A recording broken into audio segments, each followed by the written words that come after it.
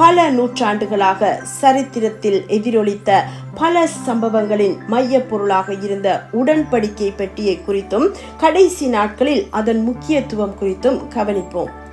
430 வருடங்கள் எகிப்தில் அடிமைப்படுத்தப்பட்டிருந்த இஸ்ரவேல் மக்களை விடுவித்து மோசேயின் தலைமையில் தாம் ஆபிரகாமுக்கு வாக்களித்தபடியே இஸ்ரவேல் தேசத்தை அவர்களுக்கு சுதந்திரமாக கொடுப்பதற்கு தேவன் அழைத்து வந்தார்.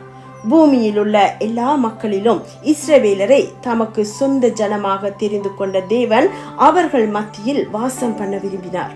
தேவன் மனிதனை சந்திக்கும் இடமாகவும் அவர்களுக்கு தமது கற்பனைகளை போதிப்பதற்கும் அவர்களை ஆளுகை செய்யும் சிங்காசனமாகவும் அவர்களுடன் ஏற்படுத்திய உடன்படிக்கையின் தெய்வீக அடையாளமாக உடன்படிக்கை பெட்டியை தான் கூறுகிறபடியே அமைக்கும்படி 40 நாட்கள் இரவும் பகலும் சீனாய் மலையில் தேவ பிரசன்னத்தில் இருந்த மோசே